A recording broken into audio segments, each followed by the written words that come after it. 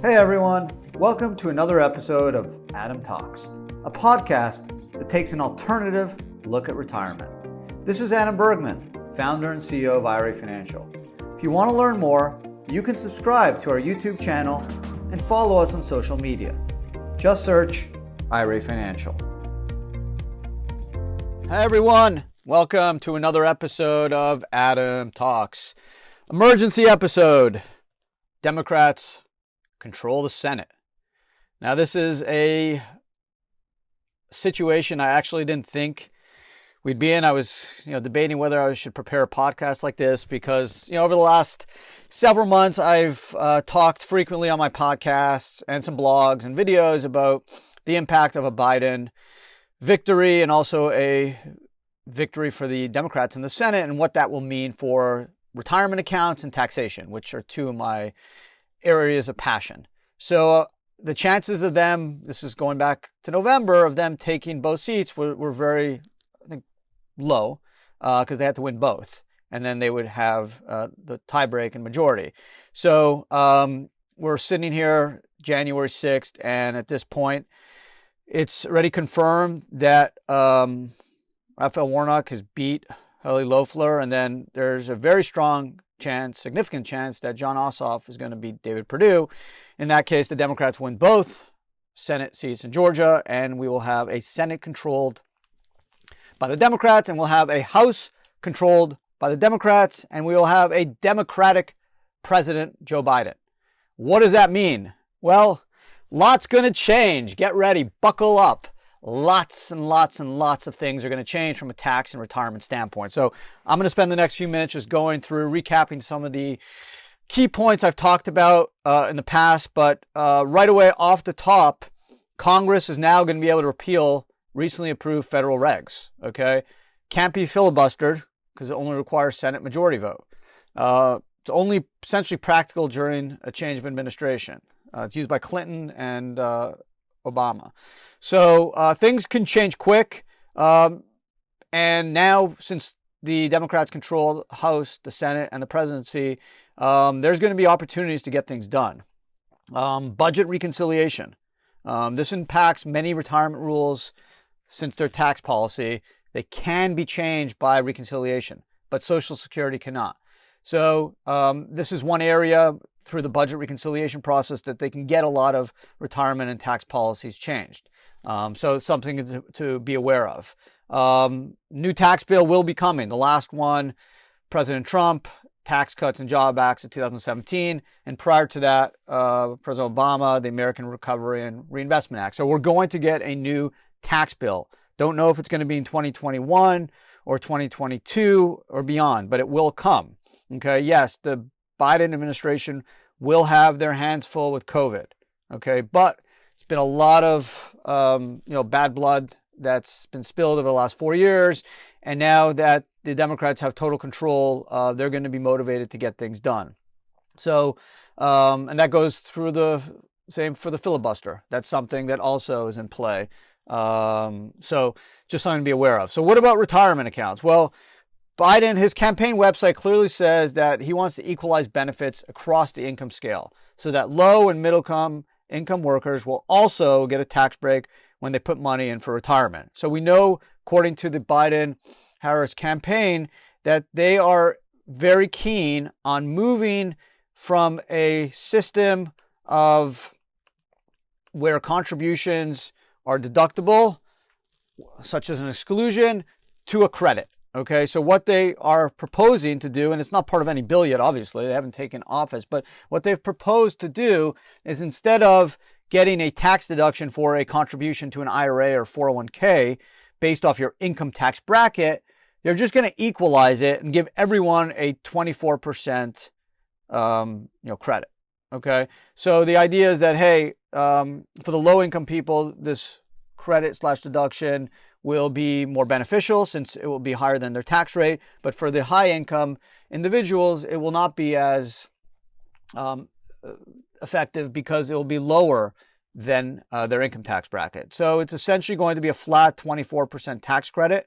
A lot of groups have come out against it because it kind of goes against the whole concepts of deductions, where you get deductions based off your income tax bracket. That's been the basis for the 401k and IRA market since the advent of ERISA in 1973. So this is a game changer, and there's a good chance they can get it done. I mean, they can get anything done right now since for the next 2 years or so, unless they lose the House in the next 2 years, they can get anything done. And this is something that's real, that they can change the way we recognize deductions from a retirement plan. This is huge. And it would be a 24% credit instead of a deduction based off your income tax bracket. Okay, so that's something that I think has a very good chance of passing. Believe it or not, I never thought we'd be in this situation. There's another risk of capping retirement accounts, right? The exclusion, the Cap Retirement Exclusion, 28%, right? That's the most you're going to be able to deduct or exclude from income. This appeared actually in Obama budget proposal. So this is potentially real. Overall cap on retirement savings. Again, this appeared in an Obama budget proposal. 3, 5, 6, 7 million, whatever it is. This has been something that's been talked about previously in previous Democratic administrations, and we know the Biden administration is going to be very closely connected to the Obama administration. So from a retirement tax policy standpoint, something to watch out for. Also, rumors of increased saver credits, and making it more fundable, which is actually more of a bipartisan proposal. So I think the big stuff obviously is moving from a system where you get a tax deduction based off your tax bracket to an exclusion, whether it's 24, 28%, and it essentially everyone gets the same cap of credit. Overall, potentially cap on retirement savings. It's another biggie where, hey, you can never have more than $3 or $5 or $6 million in a retirement account. Yes, I think if you have more than that now, you'll be grandfathered in. There's also potential for Rothification, where the Biden administration, in order to limit deductions, will force everyone into Roth IRAs. There'll also be, I think, push to increase involvement of states and state-funded IRAs for companies above a certain size that do not provide retirement benefits to their employees. So there's going to be some big changes. The good thing is, from a retirement account standpoint, it's generally bipartisan. We've seen that in the Secure Act 2.0, which the House and Ways and Means Committee passed in December. And they had some really good things in there, such as increased contributions for people over 60, like another catch-up, and some other ways to make retirement planning and retirement saving more equal and more prevalent across the board. So there's some good stuff in there, but the big thing, obviously, is potential change in how we recognize deductions from contributions and a cap on that to potentially 24%, and also a cap on retirement exclusions to 28%. So that could be something to watch out for. And obviously, from a tax standpoint now, there's obviously a very strong chance that individual tax rates are going to go back to 39.6%. Corporate tax rates will go up. Potentially, they said, to 28%. Maybe they'll somehow compromise at 25. And then the biggie right here, capital gains tax rates of over $1 million of income will be 39.6%, equal to the ordinary income maximum rate, no more the 15 and 20% capital gain rates for over $1 million. So that's clear. It's not for if you sell IBM stock for a $20,000 gain. That probably won't be part of it. This is if you have overall gains of or income of over $1 million. There will be a 40% tax on it, which is a game changer. Obviously, again, this is purely nonpartisan. I'm not saying if these things are good or bad. I'm just reporting on what's going to happen. So the good is, I guess, they'll be able to generate more tax revenue. The bad is it can significantly impact our economy. People may not want to transact, whether it's stocks, real estate, or the like, selling their business because of the huge capital gains. There's also potential increase in the state taxes. That's a guarantee. The state tax exclusion, which is now over 11 million, that's going to drop tremendously. There's also the chatter of no step up in basis on death. Also, where if you're below the $1 million potentially, or below a certain estate tax threshold, you're not going to get a step up in basis. Potential, we've heard this, a financial transaction tax, right? Trade stocks, whether it's on NASDAQ or New York Stock Exchange, you're going to pay a small fractional tax on that transaction tax. And then the big one for a lot of people is they're going to increase the Social Security wage gap. the cap. So Social Security will be imposed on a higher volume of income. It will be increased, the amount of income that will be subject to Social Security tax, again, in order to raise more money. So all that to be, possible in the next year or so, be aware of. Just wanted to touch on some other potential retirement proposals. This is just something that's, I think, a big theme of the Biden, Obama-Biden, administration. When I say Obama-Biden, I mean, a lot of it's carryover, a lot of the policy thinking. And they want to expand coverage for part-time employees. That's the whole idea of increasing in the 401k world from 1,000-hour part-time to 500 hours. So making it easier for more people to be part of a 401k, which again, I have no issue with. I think it's good. Mandating automatic enrollment, which again shows it works, shows more people are in retirement plans. Expanding savings for caregivers, independent contractors, multiple employer pension plans, which we saw in the Secure Act, and then the state auto IRA, which I talked about, which is something that Obama was really into, and something that a number of states like Oregon, Connecticut have seen some success getting more people to save, which again, I'm all for. But the biggies, again, from a retirement plan system is we're going to go potentially to a credit of 24%, versus just getting a deduction for what you contribute, potentially a cap, right, on what you contribute in terms of the deduction available for contributions to a retirement plan, and then obviously a potential cap on how much you can have in a retirement account, which is pretty big, and then potential risk of Rothification is another biggie, and then from a tax standpoint, your taxes are going up. I mean, we kind of know that. Even a Republican administration may have been pressured because of the enormous deficit we're working on. There's trillions of dollars that have been pumped into our economy because of COVID. So that's just something that we're probably going to have to deal with. Corporate tax rate will go from 21 up probably anywhere from 25 to 28%. Capital gains rate, this is the biggie, which a lot of people are talking about. 39.6 if there's over $1 million. So if you sell your business or you sell some stock at a lots of gain, or even potential your house above a certain amount, you may be paying 40% tax on that. So that will have repercussions across the economy. The other biggie, obviously, is estate tax.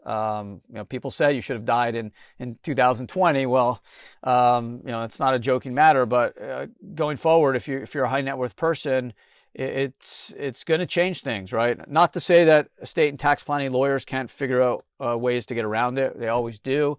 So that's not going to change, whether it's through trusts or the like. But again, the big winner in all this, and I'm not boasting, but it's true, retirement accounts. People that have money in an IRA, Roth IRA, 401k are the big winners. Why? Because right now, the IRA, Roth IRA, 401k, pension plans are the best legal tax shelter out there once Biden and his team are able to get their tax and retirement policies passed. Again, with the fact that they're going to control the House, the Senate, and the presidency, it's a done deal. They're going to get done pretty much whatever they want, so long as their constituents and the public allows them to do it. They're getting it done. Now, again, I don't think the progressive wing of the Democratic Party has as much power as some people think, but they do have some power, and they're going to push the envelope, and we're going to see how Biden and his cabinet deal with it. But we can expect, again, higher taxes, and if taxes are going up, guess what? What's the best way to save? Even if you're saving in a Roth IRA because you're not so excited about limiting your deduction from maybe 37% to 24%, guess what? Roth IRA is still now the best way to shelter your gains, right? You want to buy stock, you want to buy real estate, you want to buy Bitcoin, you have lots of potential gains. You're thinking of doing an investment where there's going to be a home run down the road, whether it's, again, Bitcoin or stocks or real estate. Doing it in a Roth IRA is going to make a lot of sense because it's the only way you can limit the tax. In the past, people said, well, IRAs aren't that important. It's not a great way to buy real estate. I'd rather pay 15%, 20% capital gains and get my deductions. And there were some valid arguments for that, honestly. Now, if capital gains are above of close to 40%, over $1 million, that argument is thrown out the window. It's moot. It's done. No one wants to pay 40% tax when they sell real estate or they sell stock or they sell their business. Okay, that's a killer. So you're going to see IRAs, 401ks, Roths, the Robs plan where you can use your retirement money to buy a business, pension plans where you can dump lots of money in and defer lots of money. Those are going to be the big winners. So that's just the facts. People are going to need to find ways to circumvent the high tax regime, especially capital gains. Okay, carried interest. That's definitely a bullseye for Biden. I think that's guaranteed to be hit in the next 4 years. That's a goner. So this is a huge game changer. Without talking about whether it's good or bad for the country or for each of you, my job is to just simply give you my thoughts and report on the facts. And the facts are buckle up, because it's going to get bumpy and there's going to be lots and lots and lots of new rules, new laws. Follow my podcast, subscribe. I promise I will do everything I can to keep you abreast. I'm super passionate about taxes and retirement. I'm a tax lawyer. I have a master's in taxation. So this is something that I will follow very closely and try to provide a nonpartisan approach and just kind of tell you how it is. You guys can make up your decisions, whether it's good or bad for you, your family, or the country. That's not my job. I just want to give you the facts, and that's why I kind of like the tax code. It's black and white, and it just kind of tells you what it is, and you can interpret it the way you want and figure out ways that you could work with those rules. So again, just kind of an emergency pod. Really didn't think I'd be doing this, to be honest. I thought it would kind of be split, or potentially even the Republicans taking both seats. I didn't think the Democrats would take both. Obviously, that got more likely, after the election and towards the beginning of the new year. But hey, this is where we're at. This is reality. Things are going to change. So buckle up and get ready, and keep listening, watching my videos, and I will do my best to help you understand what's going to happen, how it impacts your retirement accounts, how it impacts your wallet, how it impacts your tax planning and estate planning. So there you have it. I hope everyone stays safe. Thanks again for listening, watching, and talk again very soon. Thank you.